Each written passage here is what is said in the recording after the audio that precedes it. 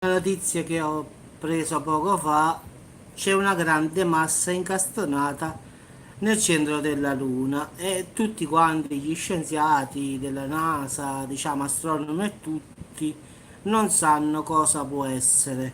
Diciamo che è una cosa molto grande, quindi non è una cosa piccola, qua si parla di chilometri e chilometri, quindi è una massa di metallo proprio esagerata, quindi vogliono capire che cos'è che ha provocato questo, diciamo, è un enorme buco dove sta incastonato questa cosa gigantesca, in effetti.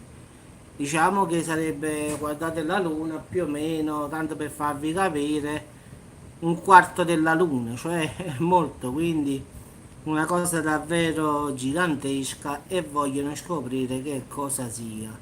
Purtroppo stanno cercando di fare analisi, ma anche se giustamente data la distanza non è che possono fare subito, quindi devono mandare qualche cosa lì, rilevare qualche campione e giustamente vedere di cosa si tratta. Sicuramente sarà un asteroide gigantesco, un mostro diciamo, se una cosa di quella colpisse la Terra, ciao ciao a tutti.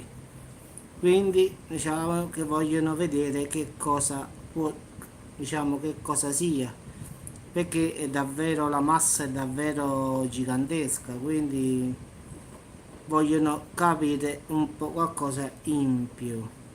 Quindi diciamo un mistero un po' strano, ma vero.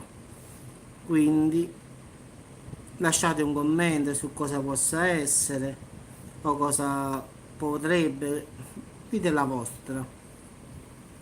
Comunque quello che so è che è molto grande e sicuramente una cosa così grande, se cadrebbe sulla Terra come è caduta sulla Luna, poi non si sa nemmeno da quanti secoli o centinaia di anni, porterebbe all'estinzione dell'uomo, ma in pochissimo, anzi nel tempo che arriva, perché qua non si tratta di 1 chilometro, 2 chilometri, qua si tratta veramente di centinaia e centinaia di chilometri, quindi è una cosa mostruosa, perciò qualcosa di grande.